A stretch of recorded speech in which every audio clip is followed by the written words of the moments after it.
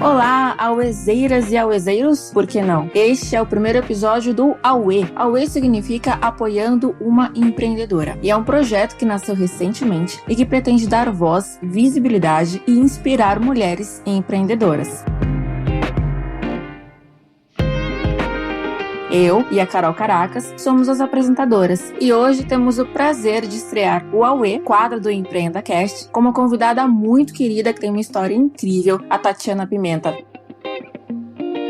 Oi, Carol. Oi, Tati. Oi, pessoal. Dá oi aí pra galera, Tati também. Oi, galera. É um prazer estar aqui com vocês. Carol, Júnior, uma alegria gravar esse. E uma honra ser a primeira do AUE Podcast, né? Espero inspirar muitas mulheres aí, que a gente veja cada vez mais empreendedoras nesse nosso país, né? Joia. A Tatiana Pimenta é fundadora e CEO da Vitude, que visa propiciar saúde mental para colaboradores por meio de uma plataforma online. Criada em 2018, a Vitude Corporation é um benefício corporativo especialmente desenhado para companhias que desejam desenvolver o pipeline de liderança, investir em inteligência emocional, ter funcionários mais engajados e cuidar preventivamente da saúde emocional do colaborador, ou seja, uma empresa com propósito, né, e que pretende mudar, né, a saúde mental dos brasileiros e não somente dos brasileiros, né, depois a gente fala aí de expansão, né, Tati? Com certeza. E aí, antes da gente entrar um pouquinho na história corporativa, profissional da Tati, a Carol vai fazer umas perguntinhas especiais pra você, Tati.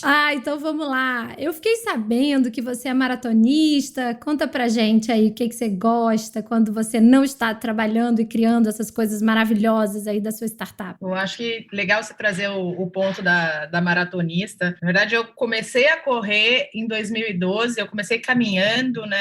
Acho que ali em 2012 foi talvez um dos anos mais marcantes da minha história e tem muito a ver com a história da Vitude. Eu tive depressão em 2012 e eu comecei a fazer um tratamento com psiquiatra, com psicólogo, e eu não me adaptei à parte do tratamento medicamentoso, né? Eu sofria bastante com antidepressivo, eu sentia que eu ficava muito sonolenta e aquilo não funcionava bem. E aí, na tentativa do desmame do medicamento, uma das coisas que o meu psicólogo bateu muito foi: você precisa praticar alguma atividade física para que o seu organismo produza uma série de elementos, principalmente os neurotransmissores, para que você tenha essa sensação de satisfação ou de bem-estar que o remédio, de certa forma, traz, né? Então, foi um trabalho ali dentro da terapia, né? E eu falava para ele, na época, eu acho que eu tinha uma vida bastante sedentária, inclusive era fumante, então tinha uma estrutura de vida bem diferente da que eu tenho hoje. E aí veio uma sensação de, tipo, putz, mas que esporte que eu vou praticar? Eu tinha uma rotina de vida também, de profissional, bastante atribulada. Eu tomava conta de 8 estados, né, na empresa que eu trabalhava, eu era gerente regional de vendas.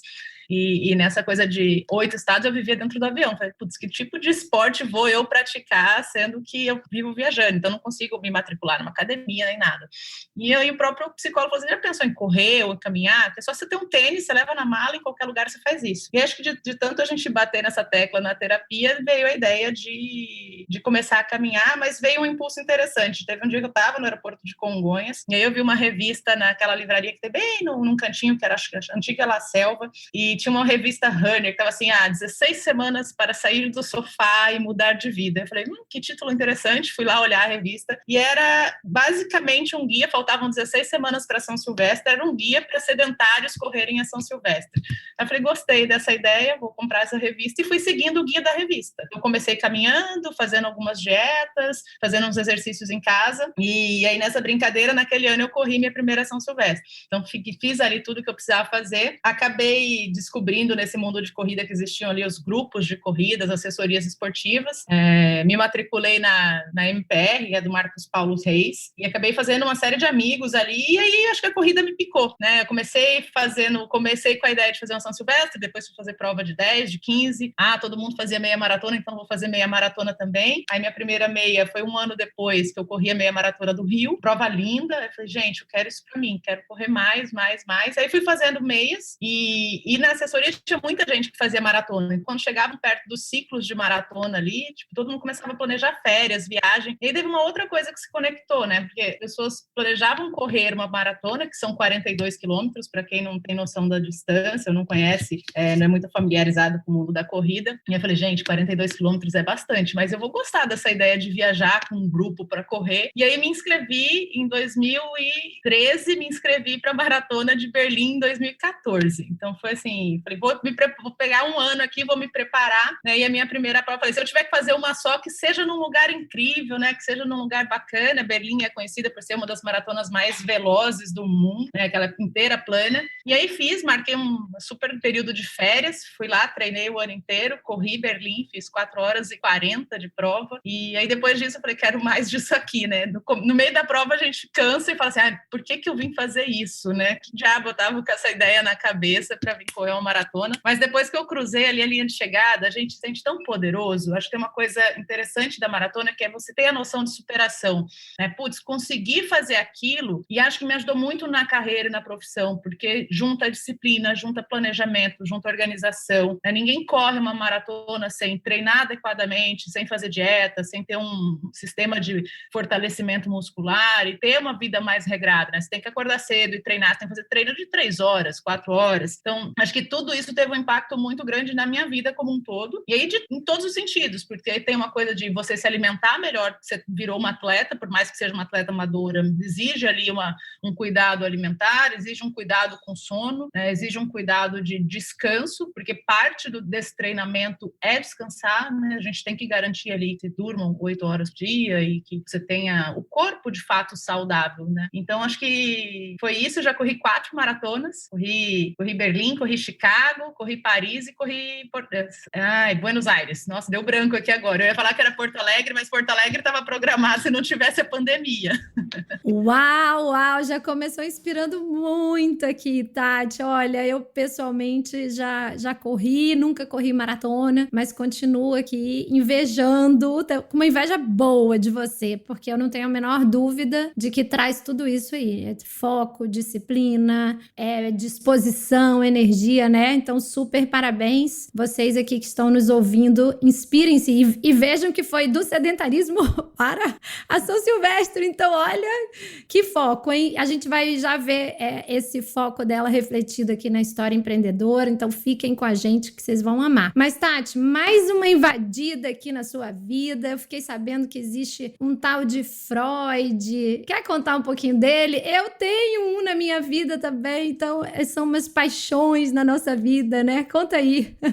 O Freud é meu filhotinho de 4 patas peludo. É um shih tzu lindo, né? Eu gosto muito. Eu tinha tido cachorro, acho que quando eu era criança, e aí tinha precisado sacrificar porque ficou doente, e nunca mais tive nenhum tipo de bicho. E lembro, acho que foi finalzinho de 2017, eu estava passando numa lojinha perto da minha casa, caminhando, e de repente o bicho se jogou no vidro, assim, começou a pular, e eu falei, gente, que é isso, né? Tipo, eu olhei e falei, nossa, que bichinho fofinho, vou entrar.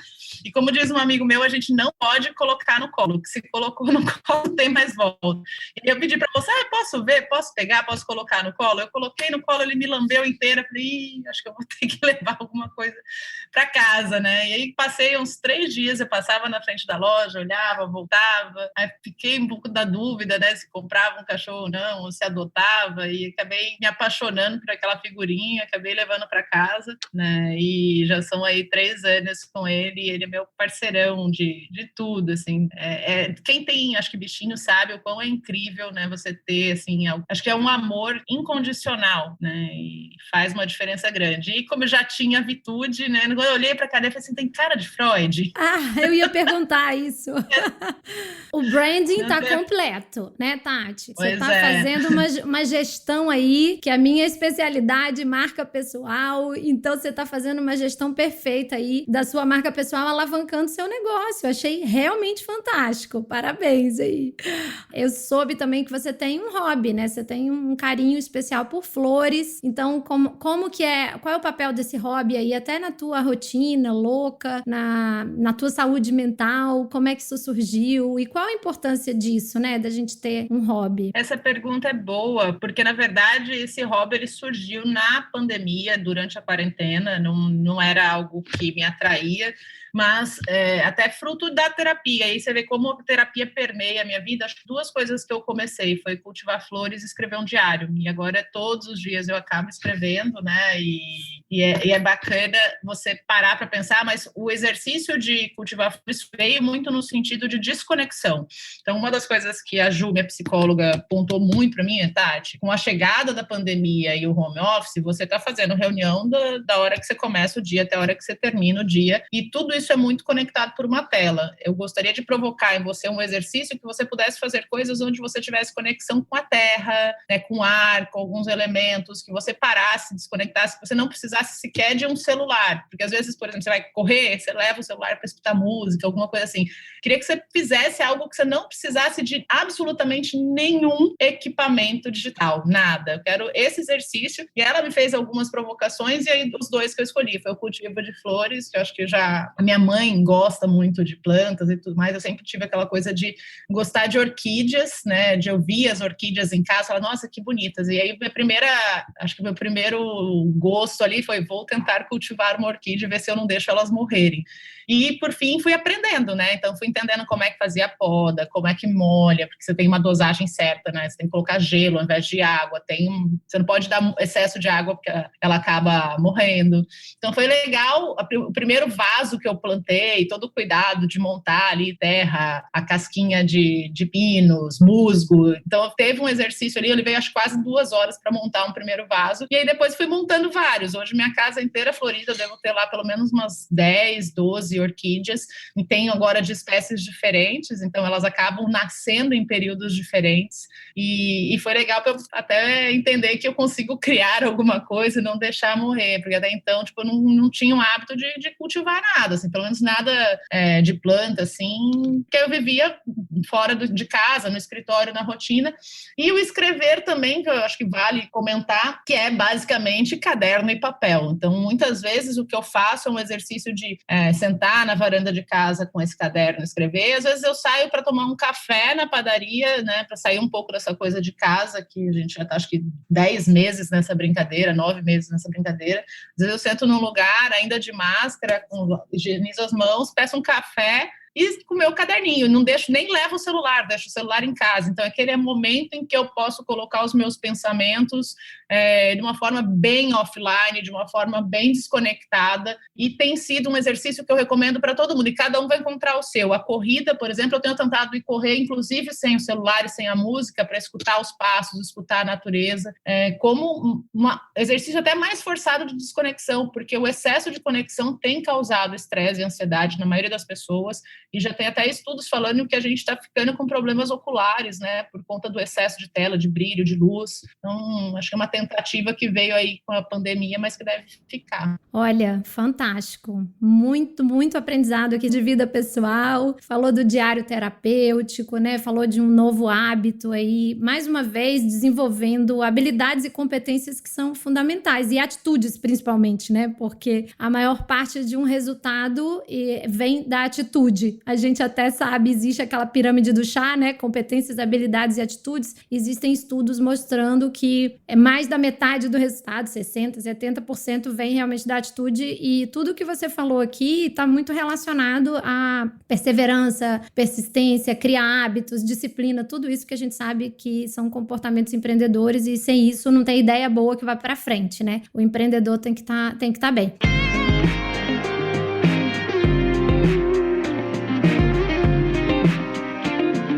Tati, tem uma coisa que você fala que eu gosto muito, assim, com relação ao nascimento da Vitude, fazendo do limão uma limonada, né? Eu queria que você trouxesse um pouquinho dessa expressão que você utiliza para falar do nascimento da Vitude. Eu acho que é uma coisa interessante, porque a Vitude, ela nasceu de uma série de desafios pessoais, e ela nasceu depois de eu ter enfrentado alguns momentos bastante difíceis, né? Contei ali na primeira pergunta sobre eu ter tido depressão.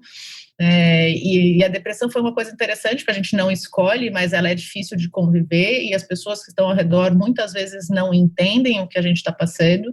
Eu lembro de, inclusive, familiares, pessoas próximas, amigos, falarem, putz, mas por que você está triste? O que você tem tudo, você não precisa estar assim. e mostra um pouco do desconhecimento e desinformação, né? A gente não escolhe ter uma doença, a gente fica doente, seja porque teve um desequilíbrio hormonal, seja porque viveu uma situação difícil, seja por uma série de fatores, né? Desde uma queda da vitamina D até uma descompensação hormonal pode causar um distúrbio mental. E acho que dessa época teve um desafio de encontrar um profissional de psicologia.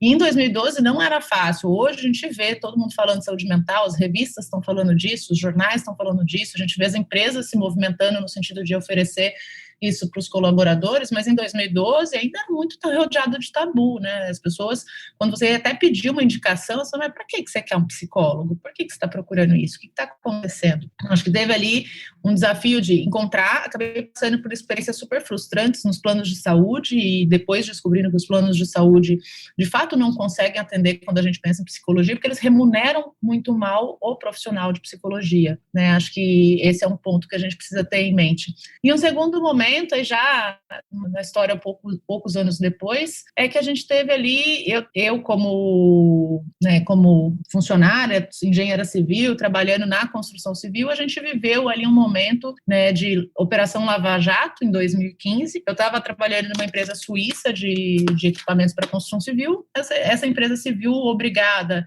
a fazer uma reestruturação muito forte, fez uma demissão pesada do seu quadro, fechou uma série de centros de distribuição no Brasil. Hoje eu acho que eles têm 1/3 do que eles tinham há 5 anos atrás, você vê que até hoje não se recuperou. E nesse mesmo dia que eu fui demitida, eu descobri que meu pai estava com câncer. Então foram assim, situações que elas se cruzaram, e especificamente nesse período, acho que teve uma coisa interessante, porque eu entendi, acabei lendo a minha demissão como um presente, porque eu tive a oportunidade de ficar ali com a minha família e a participar desse processo de cuidado, e depois que passou cirurgia, tratamento, meu pai ficou bem, está super bem até hoje, eu tive a oportunidade de repensar. Eu acho que eu recebi de presente a oportunidade de refletir sobre as minhas escolhas passadas. Então, foi ali um período em que, passado todo o tratamento, eu falei, será que eu quero voltar a trabalhar na construção civil? Quero procurar emprego ou quero fazer outra coisa? E estava coincidindo ali com o período dos 35, um momento que a gente talvez repense uma série de coisas, né? Tem quem acredita na teoria dos setênios, estava bem em cima, né? A gente estava chegando a cruzamento dos setênios ali, e eu falei, putz, nunca tinha sido, eu tinha um dinheiro guardado, fui desligada, então o fundo de garantia estava liberado, eu tinha uma certa reserva financeira que eu sempre tive o hábito de poupar, e é uma coisa que eu agradeço muito ao meu pai. Ele fala desde pequeno para mim, sempre gaste menos do que você ganha, sempre gaste menos, e aquilo sempre martelou na minha cabeça, então eu sempre tive esse hábito de guardar uma parte do meu salário. Isso foi crucial para eu conseguir montar a Vitude, porque eu fiquei quase 3 anos sem salário. Então o grande desafio da Vitude foi me manter, né? Eu trabalhava, a empresa começou a girar, mas eu não tirava dinheiro da empresa para pagar em formato de salário, então todo mês eu tirava um pedaço daquela reserva minha financeira, até que eu cheguei a zerar essa reserva financeira, e foi quando de fato eu comecei a ter um prolabore na empresa. Então acho que essa mistura de fatos me fez pensar, poxa, passei por essa situação difícil, né? Foi difícil encontrar um psicólogo, passei por alguns desafios de saúde com a minha família, também foi difícil encontrar um médico, receber uma indicação correta, e o pior de tudo, né? E hoje estou falando com vocês direto da casa dos meus pais, estou em Corumbá, Mato Grosso do Sul. Uma coisa que eu sempre vi, meus pais sempre que precisaram ir ao médico, precisavam se deslocar até Campo Grande, né? Para andar 400 quilômetros, ou qualquer coisa tinha que ir até São Paulo, onde eu estava. Quando a gente olha para as cidades menores, cidades do interior, saúde é muito inacessível, você não tem os profissionais. Quando a gente olha para a psicologia, por exemplo, metade dos municípios brasileiros não tem nenhum psicólogo, não é que tem 2, não tem nenhum. E aí, como é que faz com essa população que às vezes está sofrendo com ansiedade, com estresse, com uma depressão, se naquela cidade não tem um profissional? Eles vão ter que se deslocar 100, 200, 300 quilômetros para fazer uma terapia? O que acontece é que na maioria das vezes as pessoas não fazem. Então veio aí a ideia de, vou juntar tudo isso que eu tive de experiência pessoal, os meus desafios, vou pensar em alguma coisa inovadora para solucionar uma dor que não é só minha, né? Acho que a primeira coisa que eu fiz quando eu pensei em empreender foi entender tamanho de mercado, e aí descobri que a gente é o país mais ansioso do mundo, o segundo mais estressado e o quinto mais deprimido. Então, a gente tem dados bizarros quando a gente pensa em Brasil. Então, se não sou só eu que tive depressão e a gente tem lá uma população sofrendo, eu acho que tem aqui uma oportunidade de ajudar essas pessoas a chegarem, né, num consultório de psicologia. E aí, quando a gente pensava em acesso, principalmente, a única forma de dar acesso para quem está em região remota é através de terapia online, através de um streaming de vídeo. E foi aí que surgiu a ideia de conectar pessoas e psicólogos para que elas pudessem se consultar de forma digital, né, através de uma conexão de vídeo. E aí nasceu a Vitude. A Vitude é a junção das palavras vital e saúde, então o início de vital e o final de saúde. E a ideia era que a gente conseguisse criar uma empresa que fosse vital para a saúde de qualquer pessoa, porque se você não tem saúde mental, o resto vai mal, né? Você pode estar, a saúde física pode ir bem, mas se a cabeça não está bem, teu corpo vai padecer, né? Você vai ter uma série de efeitos psicossomáticos, né? Por exemplo, quem tem muito nível de estresse elevado costuma ter gastrite, costuma ter problema de pele, né? Costuma ter uma série de questões que normalmente a gente vê como doença física, mas ela é decorrente do lado emocional, né? Então, acho que isso que é importante, e é daí que eu falo limão, limonada, porque não foi fácil, né? Foram desafios pesados, passar por uma depressão não é nada fácil, passar por um medo de perder um familiar não é nada fácil, ser demitido não é nada fácil, né? Você fica puto, né? Eu, pelo menos, fiquei super chateada de ter sido eu a pessoa escolhida a sair, por mais que eu estivesse ali batendo meta, atingindo uma série de coisas, mas entendo a decisão da empresa e eu vejo que hoje foi a melhor coisa que aconteceu. Então, acho que não só isso, eu aprendi com tudo, principalmente com o episódio do desligamento, uma das coisas que eu aprendi foi que algumas coisas acontecem para o nosso bem. Então, acho que até reforçou um pouco de fé ali, né? Putz, tem coisa que acontece, a gente não sabe entender por que elas acontecem naquele momento, mas quando a gente olha para trás, fala assim, nossa, que bom que aquilo aconteceu, porque empurrou para frente. Acho que é um pouquinho disso. Nossa, eu fiquei arrepiada. Carol, pode continuar.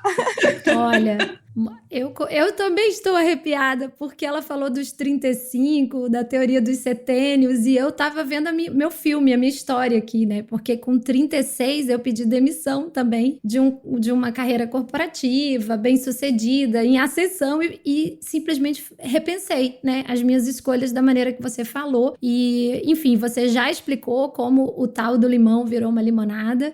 Tem muitos aprendizados aí na sua história, então como você já... Eu ia perguntar da carreira, você já antecipou, eu ia perguntar da marca também, você já falou, que ótimo, mas eu acho que a galera que está nos ouvindo aqui deve estar querendo entender na prática o que faz a Vitude, né? Então conta um pouquinho como é esse modelo de negócio. É interessante pontuar também que surgiu de uma dor sua e muitas histórias empreendedoras começam assim, e a gente vai lá pesquisar quantas outras milhões de pessoas têm a mesma dor que a gente, então você está certíssima, e veio resolver um problemão do mundo e do Brasil. Então explica como você está resolvendo esse problemão através do seu business.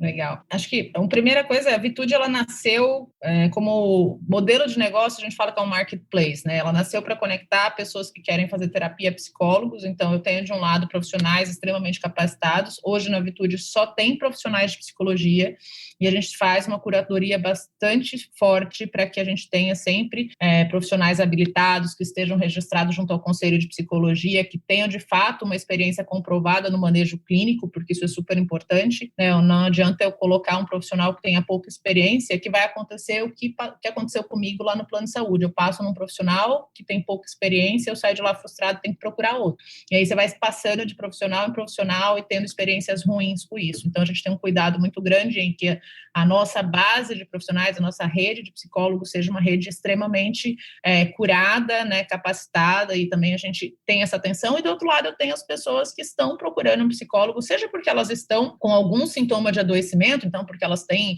algum sintoma de ansiedade, de estresse, de depressão, mas a gente tem também um público muito forte de pessoas que estão olhando por uma questão preventiva, né? Pessoas que estão repensando suas vidas, pessoas que estão repensando suas relações, pessoas que estão repensando carreira, ou que estão pensando o que eu preciso fazer do ponto de vista comportamental para ir para um passo adiante. Então, por exemplo, para mim a terapia serviu lá atrás quando eu tive depressão, mas serviu muito como um instrumento base para quando eu estava estava decidindo empreender. Mas será que é isso mesmo que eu quero? Eu acho que durante muito tempo nas minhas sessões de terapia, eu discuti, quero mesmo empreender, estou disposta a arriscar, o que isso significa para mim, né? O que esse desejo de criar algo novo significa. Então, quando você consegue entender, fica muito mais fácil, porque quando você sabe o que você quer, você consegue enfrentar os momentos difíceis também, porque eles são vários nessa jornada. E nasceu dessa forma, né? A gente tem basicamente uma plataforma que tem um streaming de vídeo, onde psicólogo e paciente se conectam, é um ambiente seguro, criado exclusivamente para questões de atendimento de saúde,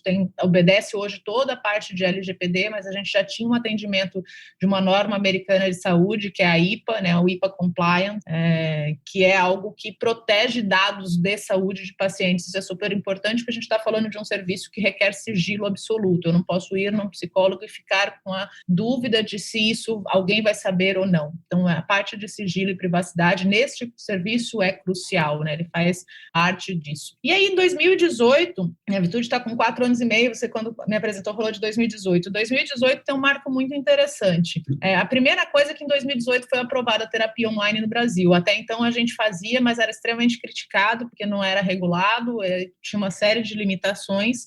2018, depois de 2 anos brigando e trabalhando junto aos órgãos regulamentadores, foi aprovada a regulamentação, liberando terapia online no Brasil, mas teve um fato interessante, globalmente falando, é que a OMS se posicionou, a OMS é a Organização Mundial da Saúde, se posicionou com relação ao burnout, que até então não tinha nenhum tipo de indicação, as pessoas falavam em burnout, mas ele não era considerado uma doença, e aí vem a OMS e diz, burnout é uma doença exclusivamente causada pelo trabalho. Ela está relacionada ao estresse crônico decorrente do trabalho, decorrente do ambiente de trabalho. Isso é uma mensagem muito forte, porque várias empresas afastavam colaboradores por questões de saúde mental, mas elas nunca eram... esse afastamento ele não era considerado um afastamento como um acidente de trabalho, ele não era considerado decorrente do trabalho, poderia ser algo que a pessoa já possuía, já tinha algum adoecimento, mas não fazia conexão com o trabalho. E quando se faz a conexão com o trabalho, fica muito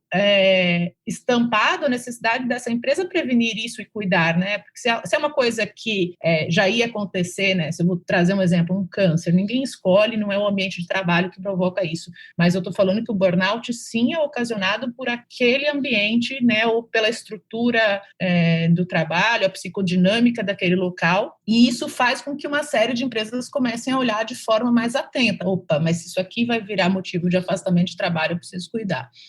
E aí, o que a gente percebeu ali foi que algumas organizações, de fato, começaram a se movimentar mais rapidamente, e aí eu cito principalmente as empresas de tecnologia, que foram ali nossos primeiros clientes, empresas que estavam preocupadas em não ter um ambiente que adoecesse. Então, eram empresas que nem sequer tinham afastamentos, não tinham pessoas doentes, mas que já estavam de olho em prevenir aquilo, né? Queriam criar ambientes mais acolhedores, de bem-estar, de cuidado.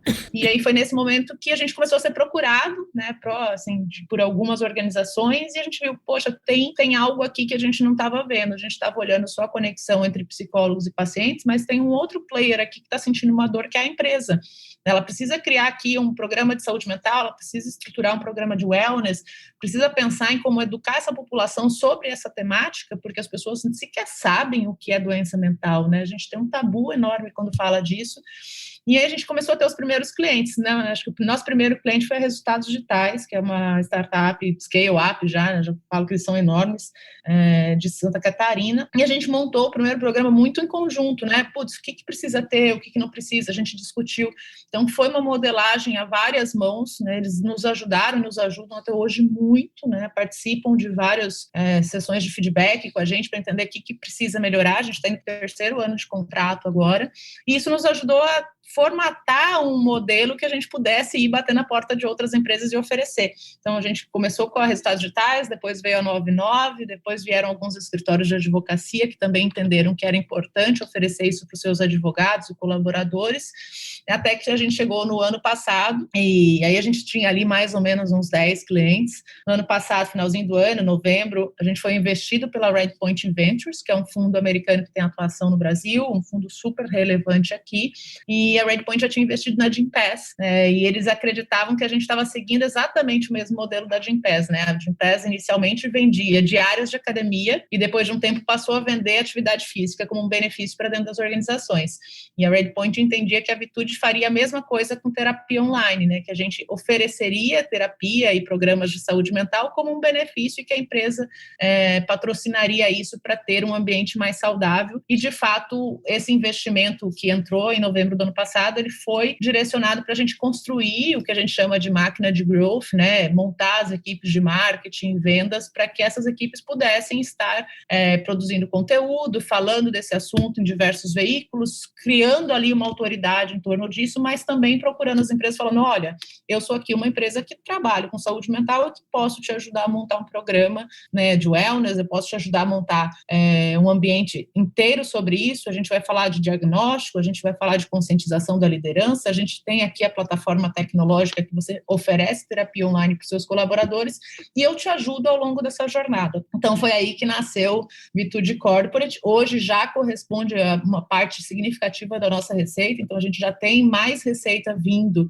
do modelo B2B, né, que é business to business, do que do modelo do marketplace em si, que é onde eu conecto pessoas físicas com psicólogos, mas a gente ainda tem as duas coisas enquanto empresa. Então, eu tenho a pessoa física que está com vontade de ir um psicólogo, ela chega, vitude.com, e ela consegue fazer uma pesquisa e encontrar um psicólogo, e a empresa consegue ir lá no vitude.com/empresas e pedir para alguém do nosso time fazer contato, e aí a gente tem uma equipe pronta para fazer uma demonstração, falar do que a gente tem de soluções e atender essa empresa também. Tati, olha, você já adiantou o nosso próximo tema, que é o modelo de negócio B2B, de onde vem a receita e tal. Vou chamar a Júnia aqui para ela tocar essa próxima pergunta. Eu só queria finalizar tudo isso que você contou pra gente com uma curiosidade. Você nasceu com sociedade ou fundou solo? Como que você vê essa questão da sociedade aí para quem tá começando? Legal. A Vitude, ela nasceu inicialmente com 3 sócios, éramos Paulo, Everton e eu. O Everton é meu amigo há bastante tempo, a primeira vez que eu pensei em empreender, né, que eu falei de empreendedorismo, cheguei a conversar com algumas amigas, mas foi ele que comprou a ideia de cara, assim, na primeira sentada que eu falei com ele, tô com vontade de empreender, querendo fazer isso, ele falou, eu topo junto.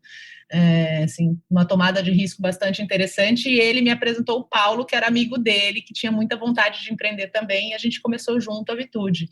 E aí, por uma questão, acho que de vida, momentos e tudo mais, o Paulo entendeu que estar à frente de uma startup seria muito custoso, né, demanda muita energia, e ele tinha ali outros objetivos familiares, pessoais, né, então, do núcleo familiar em si, e ele fez uma escolha de sair da Vitude, a gente tinha 6 meses mais ou menos de empresa, ainda muito incipiente, quase não tinha receita. E ele falou, gente, acho que isso aqui vai ser muito mais puxado do que eu imaginava, e tô saindo. E ele, nessa saída, ele acabou fazendo a cessão das cotas dele para mim e para o Everton, e Everton e eu tocamos a empresa até aqui. Então, assim, acho que nasceu muito dessa parceria, né? Eu acho que tem uma coisa interessante, sempre que alguém me pergunta de sócio, eu acho que um ponto é muito importante, né? Pensar que você tem que ter pessoas complementares. Quando eu convidei o Everton, e eu falo que ele é meu grande parceiro de jornada, uma coisa que eu tinha em mente é que ele era completamente diferente de mim. Então, assim, eu sou a pessoa falante, expansiva, sou a pessoa que sempre trabalhou na área comercial, que sempre teve um nível de imaginação elevado. O Everton é aquela pessoa sistemática, focada, tinha sido consultor da Falcone há anos, né? Tanto que as áreas que ele cuida na Vitude é operação, finanças. Eu falo que ele cuida de tudo que é chato, burocrático, e eu cuido de tudo que é legal, divertido. Mas a gente tinha essas características muito complementares, e eu acho que uma coisa que é importante pensar quando a gente escolhe um sócio é a base de confiança, né?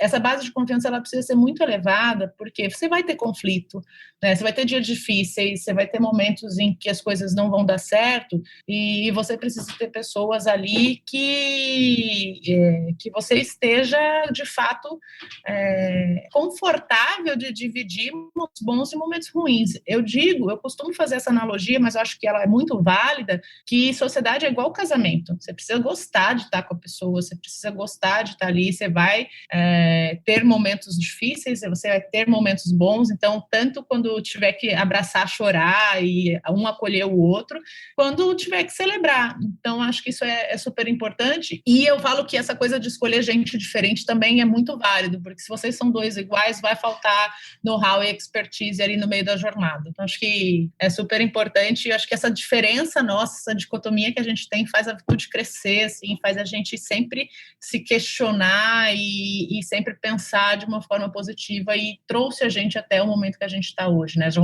ano que vem a gente faz 5 anos. Que dica maravilhosa, hein? Das empreendedoras que estão nos ouvindo aí, busquem sócios, se for, né, o seu caso, que sejam complementares, né, às suas competências hard skills, né, e soft skills também, né? Interessante, Tati, a sua jornada. Trazendo um pouquinho essa questão de sucesso que você acabou, né, de comentar, a gente sabe, então, que você tem esse modelo B2B, você tem o modelo B2C, que é o marketplace, e eu vi recentemente que vocês cresceram 800%. É isso mesmo? Me conta desse sucesso, tá? Acho que todo mundo quer saber a receita do sucesso aqui, dá a dica.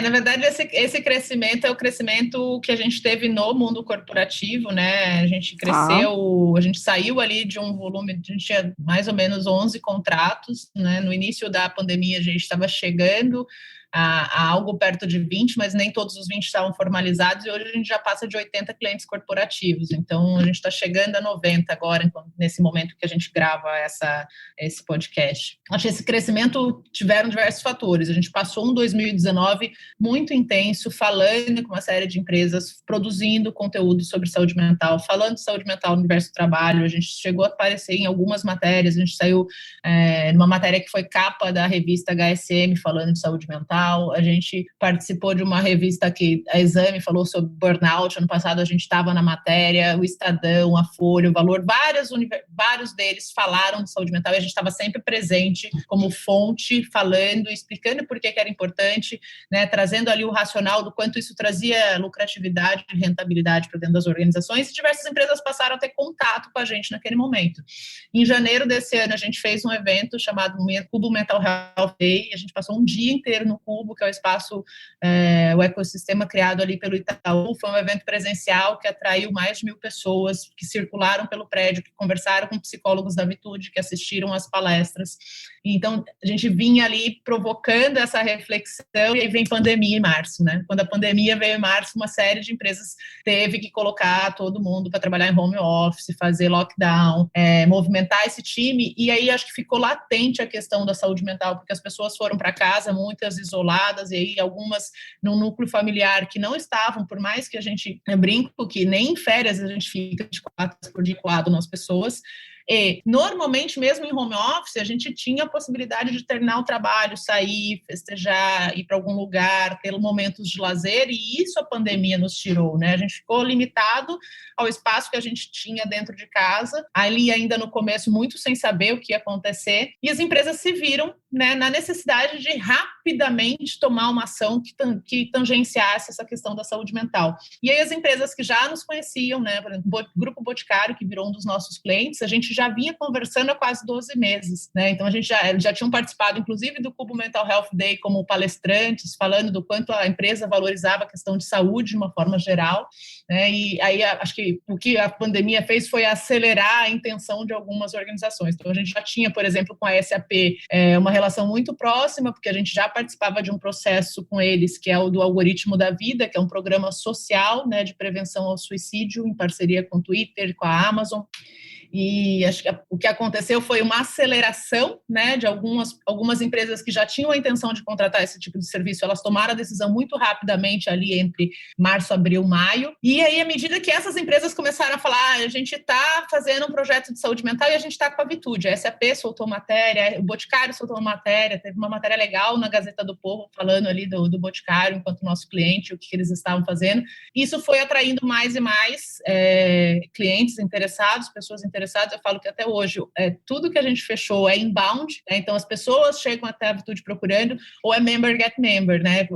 Alguém indicou para outro alguém, que eu falo que é a melhor forma de propaganda, ter um cliente satisfeito que traz outros clientes satisfeitos. Eu falo que a Cristina Palmaca, que é CEO de SAP, me apresentou a Tânia Concertino, que é CEO da Microsoft. Eu falei, um vai apresentando o outro, que vai apresentando o outro, e a gente vai crescendo bastante, né? E acho que esse crescimento se deu bastante, né? Foi acelerado pela pandemia, né? Acho que já havia intenção dessas empresas de colocar algum tipo de projeto de saúde mental em marcha, mas a pandemia trouxe à tona e as que foram mais rápidas hoje estão colhendo frutos, né? Que a gente percebe, colhem frutos aí de marca empregadora, de bom lugar para trabalhar, de empresas que reagiram bem à crise, empresas que cresceram na crise, inclusive, e tudo isso é reflexo de ter pessoas bem cuidadas. Se você tem um colaborador bem cuidado, acolhido, tua empresa vai crescer.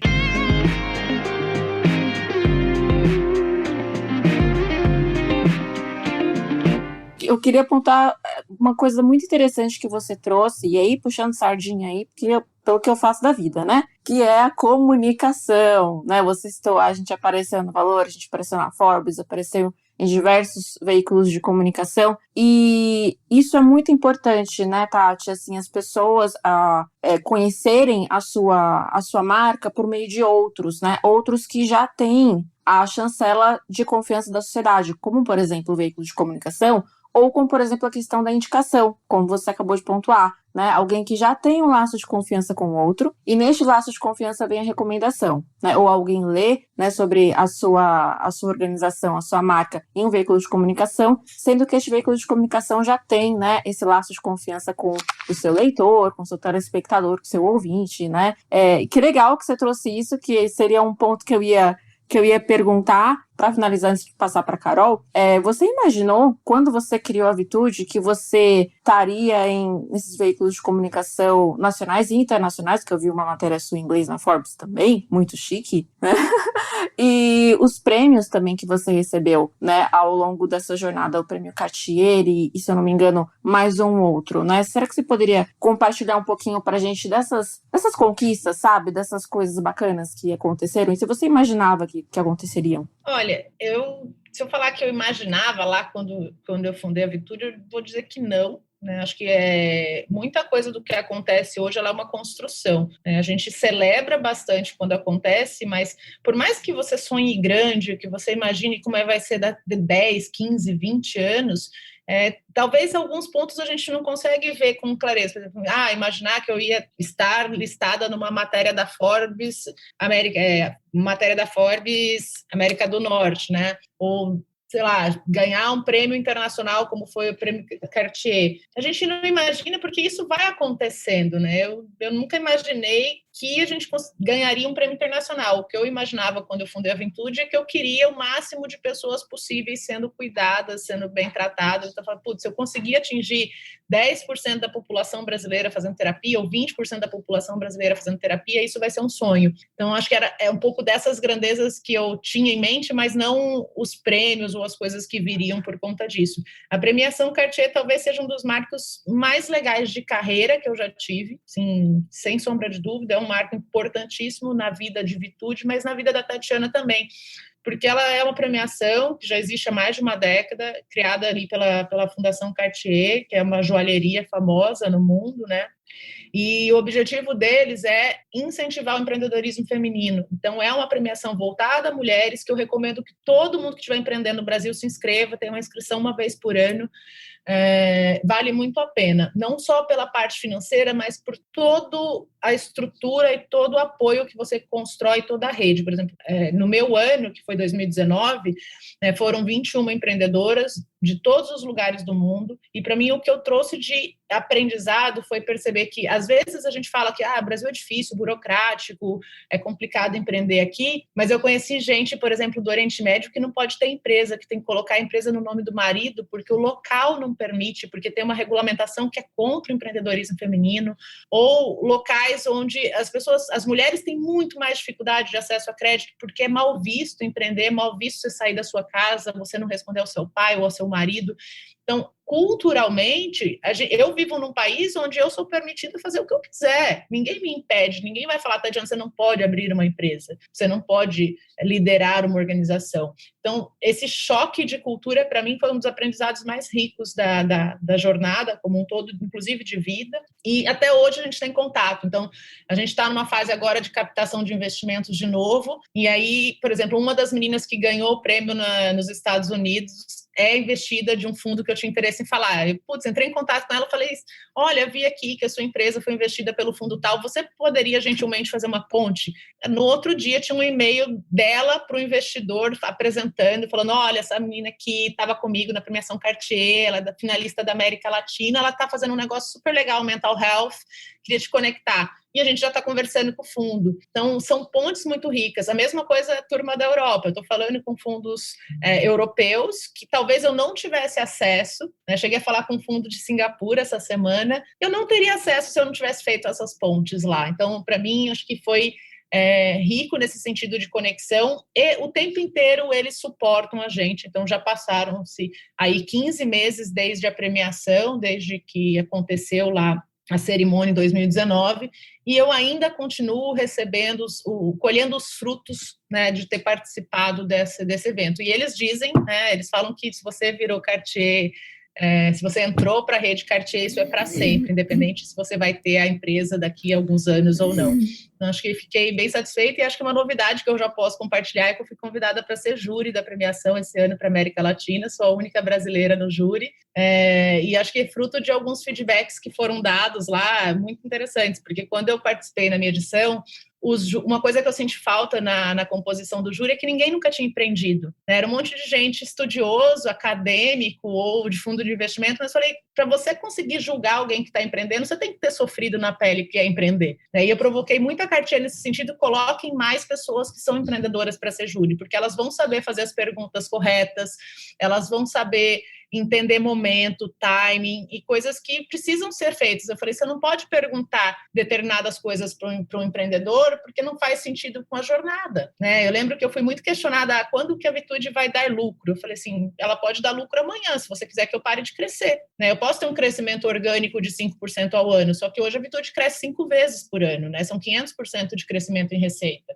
Então, depende muito do que você deseja. Se eu estou querendo construir uma empresa que vai dar acesso, e principalmente o Prêmio Cartier é uma premiação que é voltada a impacto social. Falei, se a gente está falando de impacto social, se a gente está falando de acesso, eu tenho que falar de uma empresa que vai atender milhões de pessoas. E se eu quero atender milhões de pessoas, eu preciso investir, eu preciso reinvestir. Então, todo o dinheiro que eu recebo, eu boto de volta em marketing, em comunicação, em educação. Então, isso é super importante.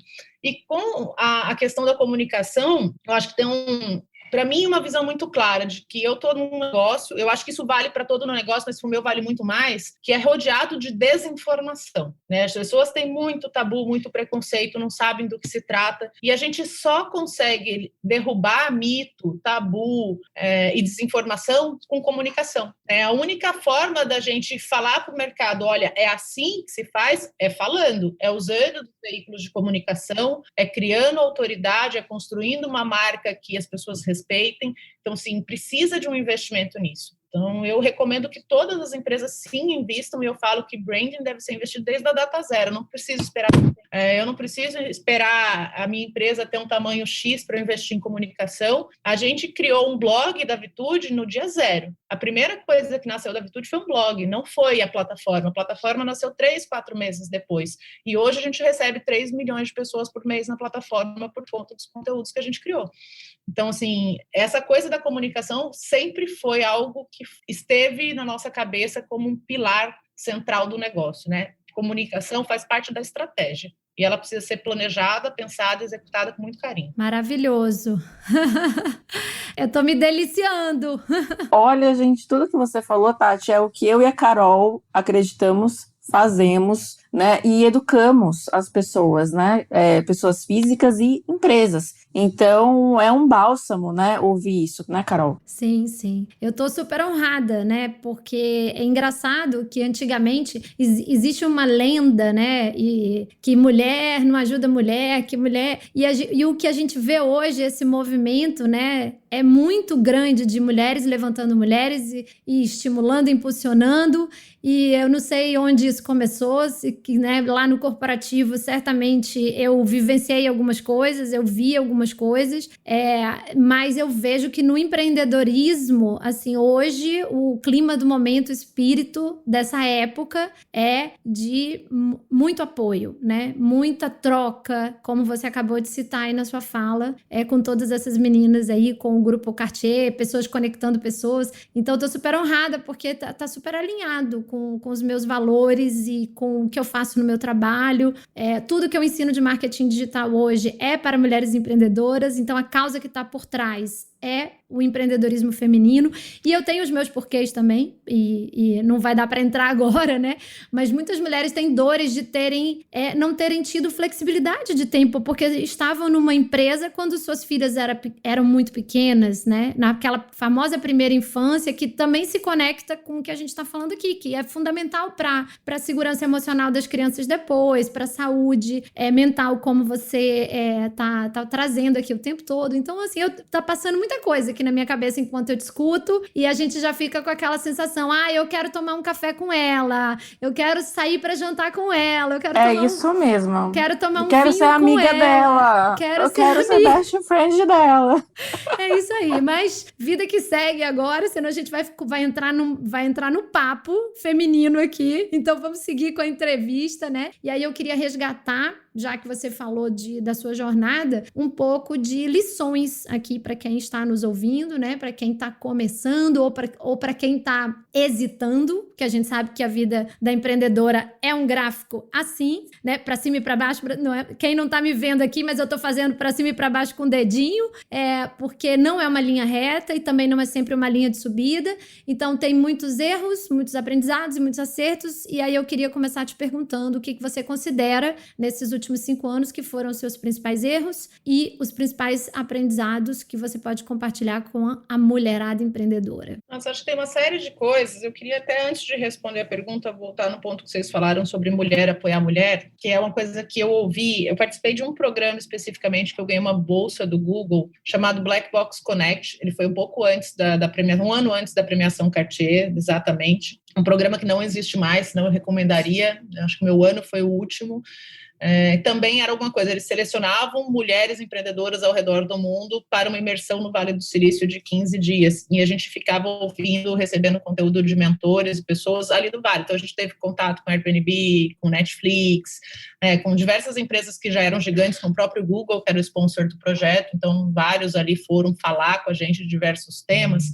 E a gente teve um contato com um fundo, eu não vou me lembrar o nome agora, mas era um fundo cujo objetivo do fundo era investir em empresas fundadas por mulheres. A tese do fundo era investir em mulheres. Então, eles não investiam em empresas que não tivessem pelo menos uma founder mulher e que essa founder tivesse participação relevante. Então, não bastava ser uma fundadora mulher no board, ela tinha que ter lá um número de ações que fosse significativo, porque tem gente que coloca uma founder no board, mas essa founder tem 0,5% da empresa, 1% da empresa.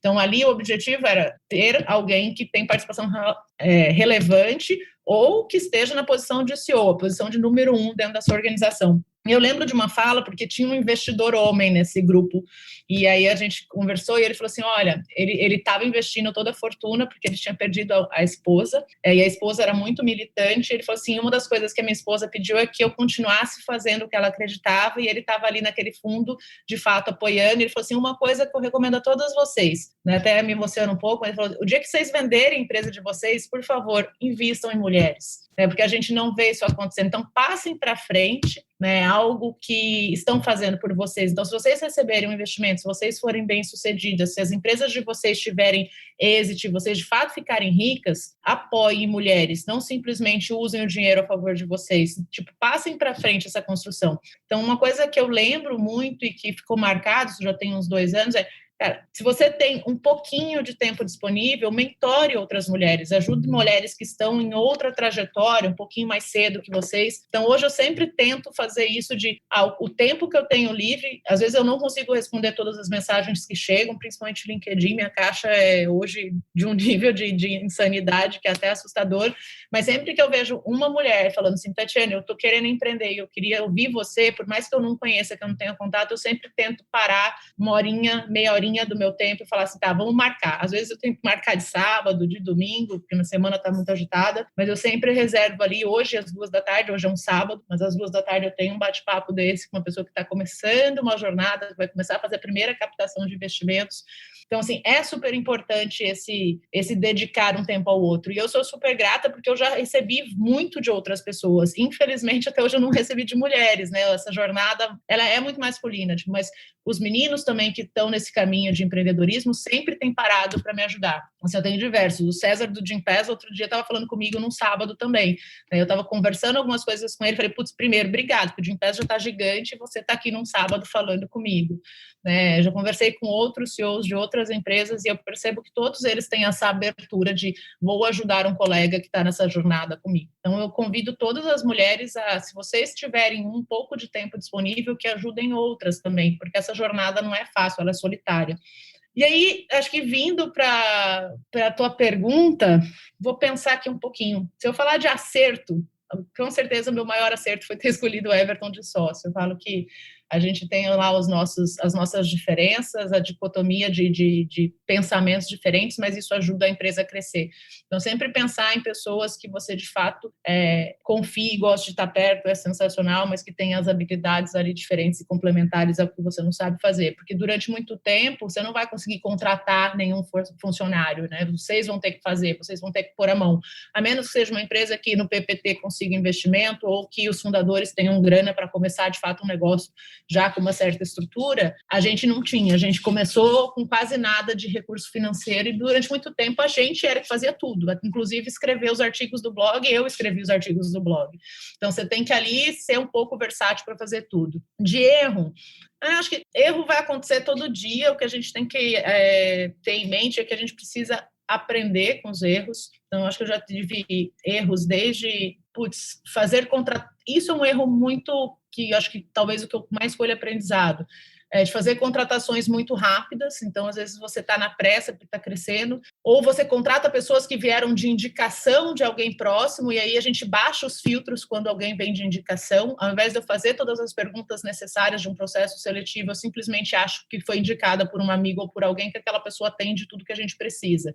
E aí só que quando ela entra na organização para começar a performar, ela se mostra diferente daquilo que você esperava. E aí um processo seletivo bem estruturado ajuda você a não cair nessas pequenas armadilhas. E não é porque a pessoa não é boa ou porque a pessoa não serve, mas são estilos diferentes. Tem que ficar muito claro o que ela vai encontrar do outro lado. Então, hoje, o que a gente tenta fazer, por exemplo, é no processo seletivo falar para as pessoas, olha, aqui é uma startup, aqui está bagunçado, aqui não tem estrutura, não tem procedimento, não tem padrão, e a gente está contratando pessoas para que elas escrevam os procedimentos. Então, se você é uma pessoa, por exemplo, que precisa de uma estrutura organizada, que você precisa que as coisas aconteçam de uma forma mais sistêmica, eu recomendo que você não fique na Vitude. E a gente já começou a dispensar candidatos que às vezes vêm de uma estrutura de uma organização multinacional e que está acostumado com tudo muito dentro dos seus quadradinhos. E aqui não está assim, né? Aqui ainda está meio caos, né? Por mais que a gente esteja crescendo, quando você cresce 5 vezes por ano, né? Um crescimento que é brutal. E aí a organização, ela muda. Você tem uma meta no primeiro quarto e no segundo quarto é outra completamente diferente.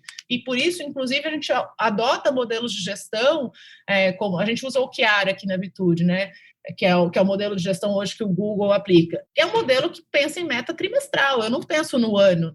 Obviamente, eu tenho ali uma visão do que eu quero chegar lá no final de dezembro, mas a gente vai fazendo a meta porque, gente, no primeiro trimestre a gente nem pensava em pandemia, no segundo eu estava no auge da pandemia, né? Estava todo mundo ali lockdown sem saber o que fazer. Então, você precisa ter uma flexibilidade de reação muito grande. E pessoas em qualquer negócio, mas principalmente em negócios digitais, é o grande ativo da organização, né? São o grande ativo. Porque, pensa, num negócio como a Vitude, a única coisa que eu não tenho um terreno, não tenho uma cadeira, eu não tenho nada de ativo. Tudo que eu tenho é a cabeça das pessoas, é a capacidade delas de produzir, é a capacidade delas de escrever um artigo bem escrito, né, um artigo que vai engajar, que vai encantar, é a capacidade delas de soltar uma campanha de marketing que vai converter, é a campanha delas de criar um algoritmo, né? Pensar a capacidade ali do meu time de tecnologia de pensar algoritmos sofisticados. Se essas pessoas não forem as pessoas corretas, ou se elas não estiverem bem, não vai ter negócio, não vai ter business, né? Não vai ter o resultado. Então, acho que talvez a minha maior aprendizado seja a atenção com esse processo de trazer pessoas e de cuidar dessas pessoas quando elas estão dentro de casa, né? Você dá atenção, você conseguir fazer um bom processo de onboarding, você fazer um bom processo de engajamento, saber acompanhar essas pessoas se elas estão, de fato, tendo aderência com a empresa. E muitas vezes não vai ter, e está tudo bem. Eu acho que é um aprendizado quando alguém entra numa organização e fala, putz, essa organização não é para mim. Porque tem uma coisa muito importante, que aí é o segundo passo que eu vou entrar, é ter muita noção de quais são os valores da organização. Ter isso desde cedo, né? Que eu acho que cultura, tem uma frase até acho que é do Drucker, que fala que a cultura engole a estratégia no café da manhã. Você tem precisa saber qual é a sua cultura, né? Você precisa saber quais são os valores. Por exemplo, aqui na Vitude, a gente tem um valor que é muito forte, que é o valor da franqueza. E a franqueza é um valor que nem todo mundo gosta, porque as pessoas não gostam de receber feedback, principalmente aqui no Brasil. As pessoas se sentem ofendidas quando você faz uma crítica a algum determinado trabalho, né? Se você fala, pô, esse trabalho aqui que você entregou não está bem feito,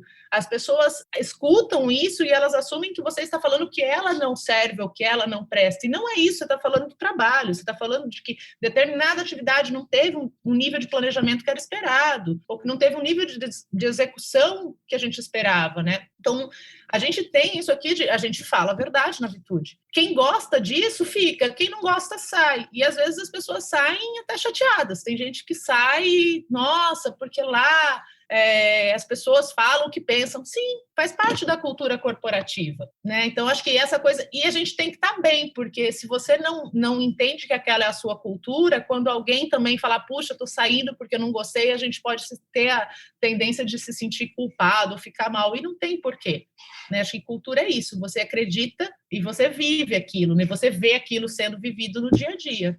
Muito fantástico. Entra tecnologia, sai tecnologia e as pessoas são o nosso principal ativo, continuam sendo, né? Em qualquer mundo que a gente vive. Olha, e eu vou recomendar para a galera aí que está ouvindo a anotar essa frase: cultura engole a estratégia no café da manhã. Então, galera, durmam com essa aí para lembrar que quando começar uma empresa, pode ser uma eu-presa, você sozinha e a sua ideia, não esqueça de fazer aquele mínimo do seu planejamento estratégico, de entender onde você quer chegar e quais são os valores que você não vai negociar ao longo desse caminho, né? Porque valores são justamente os inegociáveis, né? Aquilo a gente quer crescer como, né? De que forma? O que vai fazer, vai acompanhar a gente desde sempre, desde o momento zero, desde que eu era sozinha ali na minha, fazendo do meu sonho uma empresa. Então, achei fantástica essa parte. E eu queria chamar a Ju, porque infelizmente nosso tempo está acabando, para ela ir fechando aqui com você. O papo tá fantástico. Eu teria mais aqui facilmente umas 200 coisas para te perguntar. Tô amando, assim, amando a história, a jornada, os erros, os acertos. É você como pessoa, né? É sua cabeça, seu mindset, que é uma coisa que a gente fala muito de empreendedorismo hoje para dar certo. Você reúne muitas dessas coisas que hoje a gente admira numa mulher empreendedora. E Ju, toca o barco e vamos ter que começar a se despedir aqui chorando.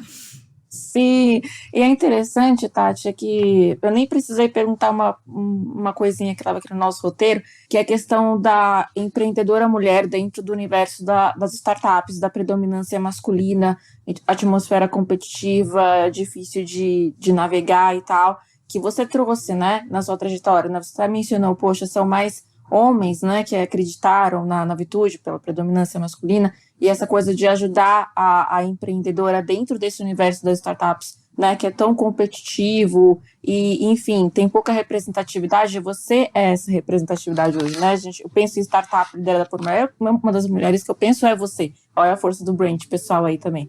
Então, agradeço aí por você ter compartilhado isso previamente, na sua fala, que estava super dentro aqui do que a gente queria trazer também para as nossas ouvintes. E o que eu queria perguntar são os próximos passos, o futuro. Quais são os próximos passos da Vitude, da Tati, e onde você quer chegar? Olha, acho que a primeira coisa de pensar é que a Vitude está olhando para uma dor que é uma dor global, né? A gente está olhando para um problema que afeta 25% da população mundial. A gente tem um dado da Organização Mundial da Saúde que afirma que 1 em cada 4 pessoas sofrem com transtornos mentais. E aí, quando a gente olha para fora do Brasil, a gente vê que em vários lugares a semelhança, né, do desafio é igual. Né? As pessoas sofrem, mas elas não encontram os profissionais, elas não têm soluções. A gente tem soluções similares ao que a gente faz hoje nos Estados Unidos, a gente tem soluções similares ao que a gente faz hoje no Reino Unido, né? Tem alguma coisa em China, mas ainda tem um mundo a ser desbravado.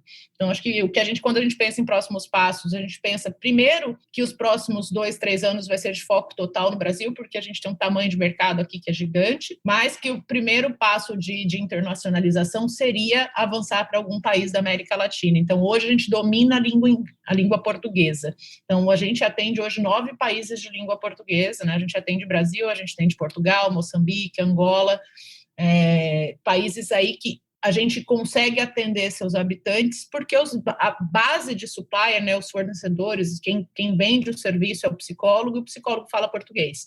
A gente hoje atende em alguns países, como Colômbia, por exemplo, com psicólogos brasileiros que falam espanhol, mas o serviço não é entregue tão bem, porque a gente tem uma barreira cultural, não basta um brasileiro falando espanhol, ele deveria viver aquela cultura. Então, a gente tem ali, quando a gente pensa em terapia, a cultura é muito importante, né? Mesmo quando a gente atende um português nativo, ele é um europeu, ele não é um brasileiro, né? Ele não é um latino, é diferente. Então, acho que o próximo passo de expansão é algum país da América Latina, e a gente vê aí países tão piores, ou no mesmo nível de adoecimento que nem o Brasil, China e Índia. Então, também países com muito tabu, né? Eu falo que um grande desafio nosso é desbravar esses países onde eu tenho um desafio ali, não tanto tecnológico, mas de educação, de comunicação, e de chegar nesses locais onde as pessoas estão, de fato, sofrendo com problemas de saúde mental. E eu vejo muito a Vitude com 2 olhares. Um é de ser uma referência mundial no que tange psicologia online, né, porque é o que a gente faz, é facilitar esse acesso por meio da tecnologia, e o outro é de educação emocional, porque eu acho que essa é uma veia muito forte nossa, desde a data zero, de comunicar, de produzir conteúdo, de gerar informação, de ser autoridade em informação de saúde mental. Então, por exemplo, hoje, nosso responsável técnico, que é o Fábio, ele é PhD, né? Ele é um doutor em psicologia da saúde, ele estuda sobre isso. Então, a gente tenta ter perto profissionais que são referência em suas áreas de atuação, principalmente nessa área médica e de psicologia. E acho que a tendência de futuro é, de fato, pensar não só em Brasil, mas pensar fora das nossas fronteiras também. E eu não tenho dúvida de que vai ser sucesso. Né, Carol? Sim, sim. Eu já tô querendo entrar aqui quando terminar a entrevista. Eu vou lá conhecer. E eu sou terapeuteada, faço tudo que você pode imaginar, a Júnia também. E, nossa, e esse ano, então, a gente não é nem só querer, é uma necessidade, né? Acho que todas as famílias estão passando por isso e não é à toa que você está crescendo muito. É porque você realmente está resolvendo um problema muito grande. E obrigada por isso. Então, vamos encerrar aqui fazendo um bate-bola, você topa? Quer indicar alguns conteúdos aí pra galera que tá nos ouvindo aqui? Então, vou te perguntar aí, o que você consome em termos de podcast, livro, série, filme? Fica à vontade aí para sugerir algumas coisas para a mulherada empreendedora aqui do EmpreendaCast, do AUE, e a gente vai se despedindo e no final eu queria que você falasse pra gente onde as pessoas podem te encontrar, quais são as redes e tudo isso. Uhum. Bom, acho que eu costumo me denominar uma leitora voraz e acho que isso é uma grande vantagem competitiva para mim do ponto de vista de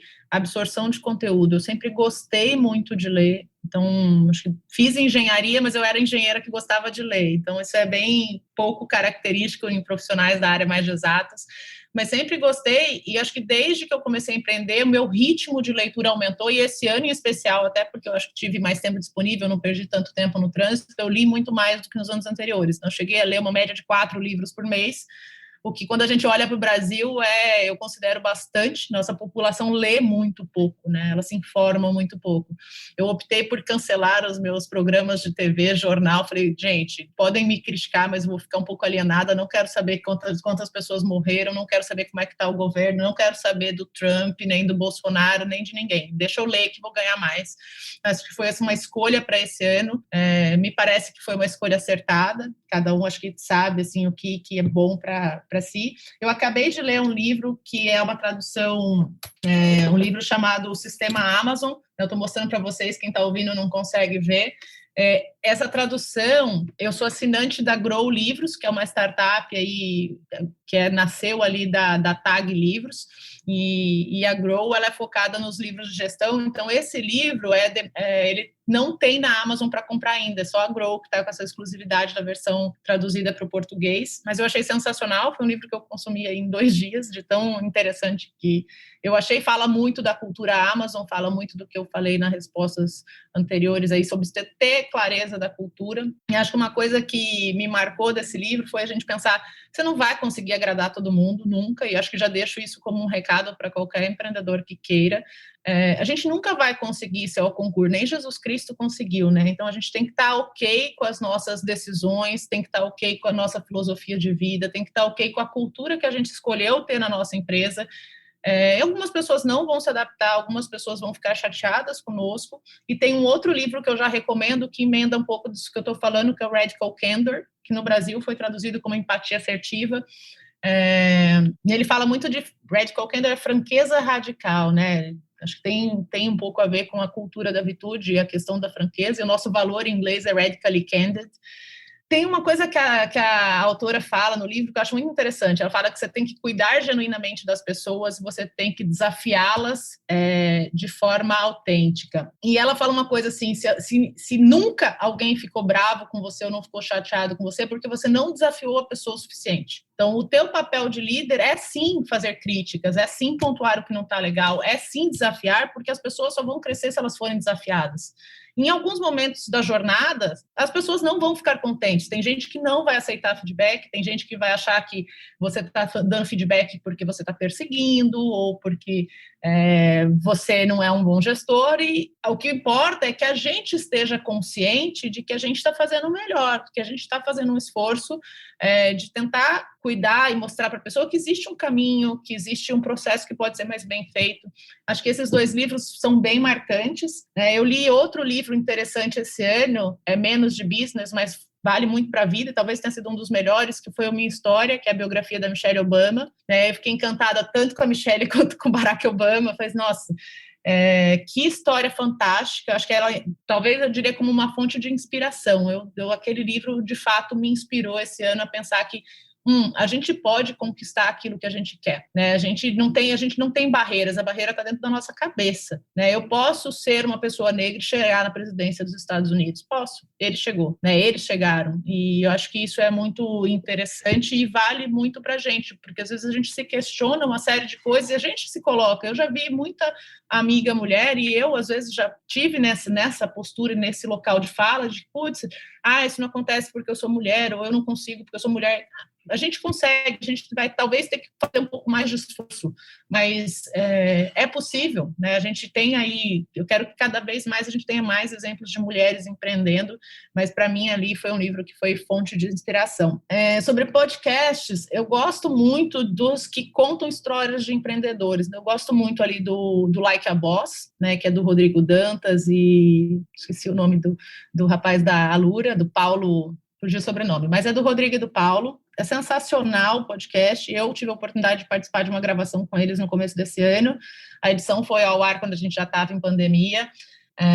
Gosto muito do Astela Playbook, que é do fundo de investimento Astela, que também eles sempre convidam pessoas que fundaram empresas ou investidores. Então, estão sempre falando desse ecossistema de empreendedorismo. Gosto e já escuto há uns 3 anos do Reid Hoffman, que é o fundador do LinkedIn, que se chama Masters of Scale. Então, ele que escreveu Blitzscaling, que é um dos livros que eu li esse ano, que é sensacional. Mas ele já convidou, no primeiro episódio do podcast dele, que 3 anos atrás, foi com o Brian Chesky, que é o CEO do Airbnb, mas ele já entrevistou a Sheryl Sandberg, ele já entrevistou o Mark Zuckerberg, ele já entrevistou o Eric Schmidt do Google. Então você vai ouvindo as histórias, é muito louco, você escuta o Mark Zuckerberg falando, fala assim, gente, ele passou por uma série de problemas também, né? Não é porque ele está bilionário que não foi fácil lá no começo, não foi.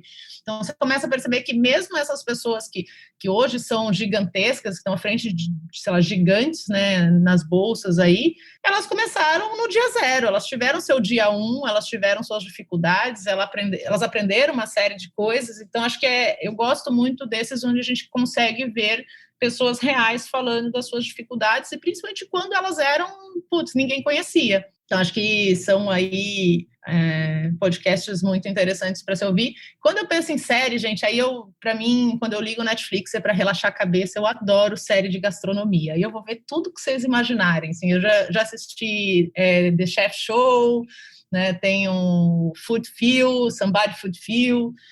Adoro sentar e falar assim, vamos ver o que esse povo vai me mostrar aí de comida. Eu fico ali assistindo as preparações, depois eu tento imitar as comidas, nem sempre dá certo, mas é ali um momento que eu escolho para relaxar. Se eu for trazer mais para a minha realidade, uma série que eu gostei muito foi The Alienist, acho que muito interessante. E eu gostei bastante, tem quem fale que ela é uma série mais monótona, mas eu gostei do The Crown, que conta a história ali da família real britânica. Acho que tem várias coisas, e talvez essa última temporada que lançou tem pouco tempo, ficou uma reflexão de quando a gente faz coisas que não é o que a gente quer, né? Ver ali um pouco do sofrimento que a princesa Diana passou, o próprio príncipe Charles, ele acho que fica uma cara, fica meio caricato como ele tendo sido um marido não tão bom, mas pensa que ele foi forçado a estar numa relação que ele não queria, ele queria estar com uma mulher que ele não foi permitido casar, e que aquela relação ficou ali o tempo inteiro atormentando a vida deles. Então, puxa, por que a gente não faz aquilo que o nosso coração está mandando, né? Por que a gente não segue o que a gente quer de verdade? Às vezes a gente segue, e aí tentando trazer um pouco para a realidade, e eu vejo muita gente assim, a gente segue para fazer coisas que a nossa família quer, que a sociedade quer, o que alguém deseja, e não o que a gente gosta. E se tem algo, que aí eu vou puxar a sardinha para o meu lado, se tem algo que a terapia mostrou para mim, né, eu acho que eu falo que a terapia na minha vida foi transformador, foi o que é que você quer? Tipo, eu lembro de várias discussões do tipo, quem quer empreender? A Tatiana ou tem alguém de fora que quer empreender? Quem quer ter um emprego mais estável, você ou a sua família, sabe? Tipo, eram questionamentos que aconteciam ali que, de fato, me fizeram tomar coragem de fazer uma série de coisas, porque eu entendi que eu gosto de A, B, C, D, tipo, eu gosto de maçã, não gosto de melancia, eu gosto de mamão, não gosto de pera, sabe? Estou trazendo aqui para as frutas, mas às vezes a gente faz uma série de coisas que não gosta porque a gente está influenciado por uma série de pessoas que a gente ama. Eu já vi amigos próximos que fizeram medicina porque os pais eram os médicos e que não gostam de medicina, né? Eu já vi pessoa fazer curso de direito porque os pais são advogados, ou é juiz, ou é promotor, alguma coisa assim, e detesta direito, queria estar fazendo outra coisa. Então, acho que ficou ali daquela série para mim muito, cara, a gente tem que defender aquilo que a gente gosta, que o coração está falando, segue aqui. E eu acho que essa geração mais jovem hoje faz muito isso, né? Ela está menos apegada ao que os outros pensam e muito mais ao que eu quero. Acho que é isso, gente. Altas dicas, Tati. Antes da gente se despedir, fala onde as pessoas podem te encontrar. Você já falou do blog, mas deixa aí todos os contatos, por favor. Boa. LinkedIn, Tatiana Pimenta. No Instagram, Tatiana AC Pimenta. Então, acho que são os dois canais que eu estou mais, as duas redes que eu estou um pouco mais antenada. Acho que talvez é onde eu participe mais é o LinkedIn. Tem que escolher uma, eu escolhi o LinkedIn. Até porque eu gosto bastante de escrever e ler, então lá acho que eu consigo me expressar melhor. E o Instagram, de vez em quando, eu posto um pouco mais de vida, de corrida, do Freud, né? Onde tem as fotos do Freud, é o Instagram, então de vez em quando eu mostro meu peludinho lá. Que legal, Tati, que prazer inenarrável ter tido você aqui no nosso primeiro episódio do Huawei, dentro do EmpreendaCast. Foi uma honra, muito aprendizado, muita inspiração. Se fosse possível, a gente faria um episódio de 4 horas, porque realmente tem muita coisa boa para contar, para compartilhar. E queridas auezeiras e auezeiros, por que não? Este foi o primeiro episódio do Aue dentro do Empreenda Cash. Super agradecemos ao Gustavo e ao seu time por este espaço e apoio. Nós conversamos hoje com a incrível Tati Pimenta, que nos inspirou demais com a sua trajetória. Eu sou a Júnia Braga, vocês podem me encontrar no LinkedIn e no Instagram também, da mesma forma que a Tati pontuou, eu tô mais no LinkedIn do que no Instagram, mas você consegue me encontrar lá. E a Carol, onde as pessoas podem te encontrar? No Instagram, @Caroline Caracas Marketing. Diferentemente de vocês, eu sou mais constante lá, mas também tenho meu LinkedIn. E agora tô bem forte numa nova temporada do podcast e do canal do YouTube também. Então você me encontra lá. Legal, gente. Siga o Aue nas redes sociais, @apoiando uma empreendedora. A gente tá no Instagram e no LinkedIn. Conta pra gente o que você achou desse incrível bate-papo, desse episódio especial. E a gente se vê no próximo Aue.